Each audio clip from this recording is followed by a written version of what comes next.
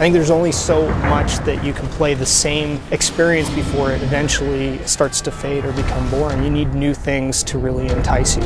Part of it is it just doesn't always feel inviting. There are people who need to sort of get in there and learn how to develop their skills and become that really competitive player, but they have to feel comfortable being able to come into that environment and do that.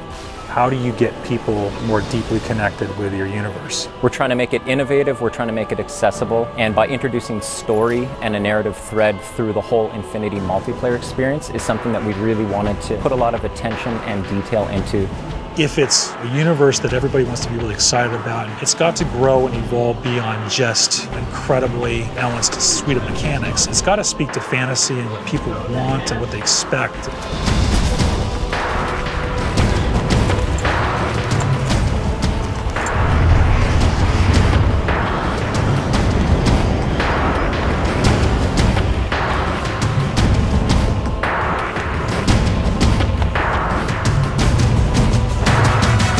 A lot of what makes Halo 1's multiplayer very memorable was actually the experience that people had. The sneakernet mentality of people running around with their Xboxes and plugging them into each other so we could all play online multiplayer together. I mean, that was such a communal time. It was fabulous. You can't just look at the game by itself. You have to look at where the world was at that point in time, right? You have to look at what other offerings were available and the sort of new trails that it was blazing. It definitely pioneered multiplayer and certainly on live.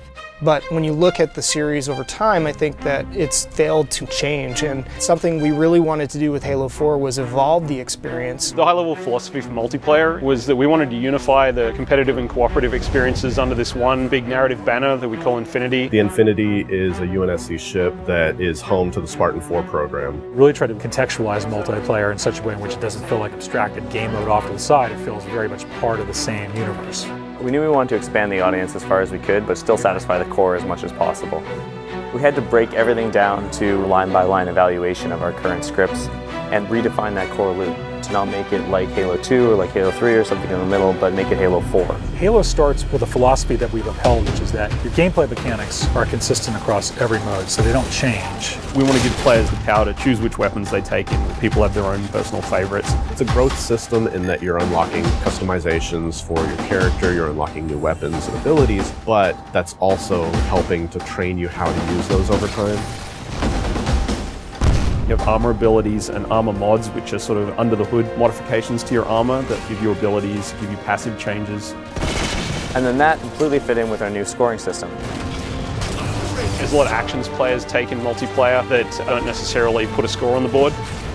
Because of the objective medals and all the extra ways you can score in a match, no players are finishing the game with a 0. Hail Mary. So one of the big things for us was making sure that people felt involved and felt like they could always contribute in some sort of way. You're getting rewarded for teamwork, your style, your kills, your assists, the objectives you complete. And as you do that, you're going to get medals that fill up your ordnance meter. Ordnance ready. Once your ordnance meter fills up, the UNSC Infinity gives you 3 rewards you can choose from. Those are going to be power weapons, power-ups, or grenades, and you can call them down right to you. Request confirmed. We're adding death cam to a bunch of our game modes. That's a replay of the person that just killed you and how they killed you. Just adds a bit more information for players. The matchmaking system has evolved to let us join in progress. Overall, this means players will be getting into games faster and more often. So the new CTF really focuses on trying to encourage a little more team play. In the past, there was a lot of dropping of the flag and changing of roles, and it led to chaos and confusion on the battlefield unless you had a really, really well-organized team. Now when you pick up the flag, carrying flag, you're 100% committed, and at that point, your role is now to deliver that flag. Your HUD will change to tell you exactly where the deliver point is. Everybody can see exactly what it is that they're supposed to do. If you don't have that flag, then you'll still get points for helping your flag carrier, driving him around, assisting him, saving his life, returning your own flag, defending your flag against the enemies. It's a much more intense experience for all of the players. Enemy team scored.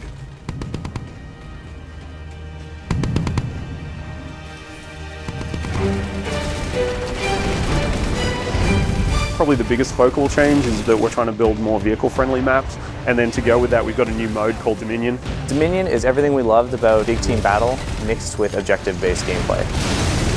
You have lots of vehicles, big power weapons, large maps, but now there's bases. As you reinforce the bases, then shields will come up, or you'll be able to activate turrets to kind of reinforce those locations. It's kind of like territories, but with a little bit more of a twist. Territory control. One of the biggest challenges was trying to get vehicle and infantry play to work really well on a large map that had a lot of interior space. In Longbow, for example, all the bases in Dominion are fully thought out features in the map, and that really lets you get that break-in and defend gameplay. The idea was to try and make sure that if the team started here or here, the paths that they could take in between involved great pinch points, places where the vehicles would automatically run into each other and jump over each other.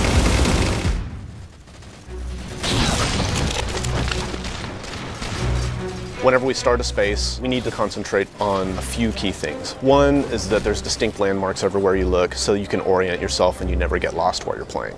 Two is that whenever you're moving from location to location, if you're jumping across a gap, that none of those jumps feel frustrating.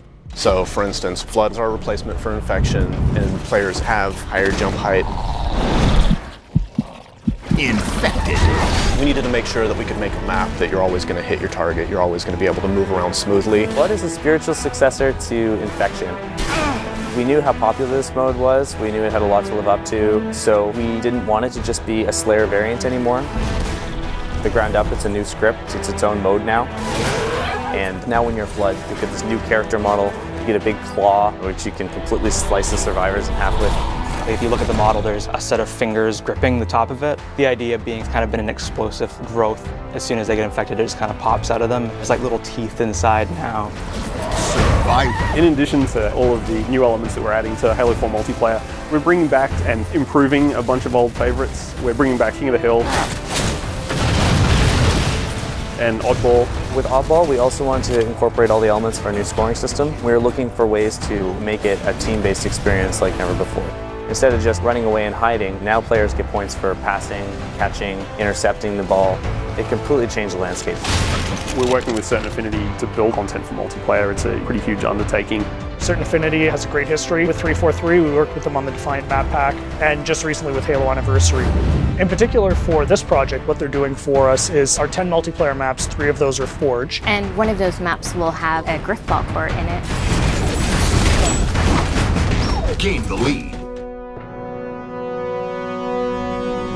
Forge is our toolset that allows players to customize their own levels. So we give multiple spaces that each have unique components that you can kind of mix and match to make your own layouts. We felt like a previous permutation of Forge wasn't necessarily the most accessible. The biggest thing for us was trying to increase the speed at which you can build things. We have a lot of new components. First is a magnet system, which makes it easier to line up pieces to each other. You see these little guys over here. These are hand-placed magnet points. Based on these points, you toggle it in the game and you can actually snap pieces together. Another thing that we have is the duplicate object tool. So if someone has a crazy idea, you can just place something. Oh, I have a mongoose. I can make 6 more of those.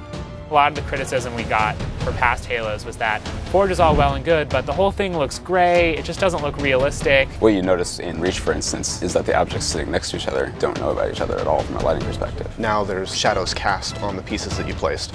I can place a block sort of anywhere I want, and they'll just sit there. There'll be no shadow on the ground. It'll look kind of like it's floating, even though it's actually quite close to the ground. But then if I turn the lighting on, boom, you instantly get a shadow there. There's going to be things out there where we just end up scratching our heads being like, how did someone do that?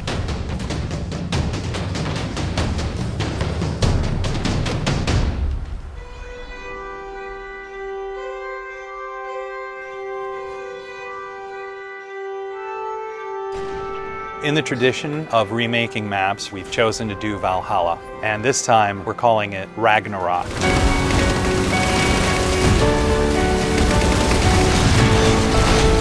It is almost identical to the original layout of Valhalla. We fine-tuned things for jetpack and things like that.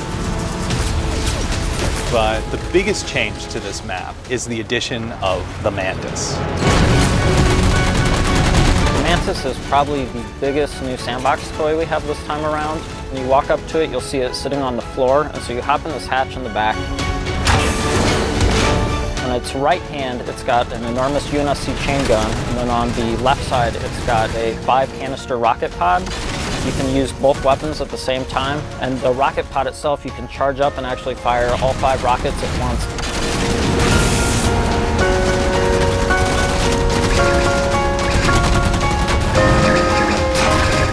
The other thing that's really sweet with it is it has a melee stomp. This is probably the most powerful vehicle in a Halo game since like the Scorpion or Banshee. We knew from the start that if we're going to put this in campaign, we have to bring in multiplayer. What better toy do I want to use the Battlefield in the back? When you look at Halo's audience, you've got a group of players that really gravitates towards campaign, and then another group of players that really gravitates towards multiplayer. The idea of knitting together the narrative and this gameplay experience was the genesis of where Spartan Ops came from. The narrative thread through Spartan Ops is absolutely huge. 6 months after the events of campaign are over, the crew of the Infinity is going down to investigate Requiem. Some of the old hands here know what you're in for. The rest of you, you're due an education. Each week you have a new episode of a series that's continuing to tell this evolving story. And then you have these 5 missions that tie directly to that episode. And actually in some cases you have a direct impact on what's happening in the next week's episode. Don't relax yet, you've got more hostiles headed your way. There are both creative challenges and production challenges. One is it's just a huge amount of content. We have, 50 missions that we're developing over the 10 weeks of the Spartan Ops season. We only have this much space, we only have this much RAM, we only have this much bandwidth. So we had to do a lot of technical trickery so that everything that we wanted to accomplish was able to happen. We want you to feel invested as part of the story. We wanted players to feel like they're accomplishing something. You rise up through the ranks, and once you get up to 50, we have what are called specializations. Specializations are kind of the end game for your Spartan career. Each specialization has an armor set, a bunch of emblems, an armor skin, and probably the biggest thing is that you can also unlock an extra armor mod. You can actually have a little gameplay item. Are you a vehicle guy? Are you a sniper? Are you someone who wants to level up faster? We actually have a mod that lets you earn XP a bit faster. It's more about specializing how you play at that point rather than the core gameplay mechanics being modified. So all the choices that you're making carries into the Spartan Ops experience. I'm going to tune in every week. We'll experience the story together for the first time as friends, and then we'll go play together as friends. And so this sort of new version of the water cooler. Spartan Ops will be one of those pinnacle moments for us in the franchise of creating new expectation for gamers and really delighting people with just great new functionality.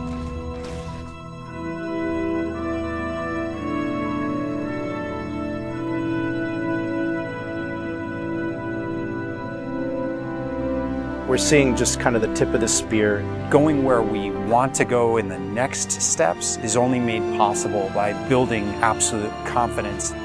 A hero is someone who takes action even though they have something to lose. You gotta have the gumption. You gotta have the confidence to go after it, even if it means throwing your playbook away. No matter how deeply we explore the universe or how much detail that you find out about aspects of the universe, it's still bigger and more mysterious than any amount of information could ever give us. And I think that's how the real universe is. Super excited about where this game has evolved to. There's so much variation at all levels of the game that make it infinitely replayable. People play it and they say, man, that's great, I just want one more game, and another one, and just keep going. It has been sort of this puzzle that's come together person by person. And it's an amazing feeling to kind of look back and see what, as a team, we've managed to accomplish. To me, that's the most fun thing, is seeing people play it, enjoy it, and have fun. And you know it just started with that single spark, that single sentence from one designer to another.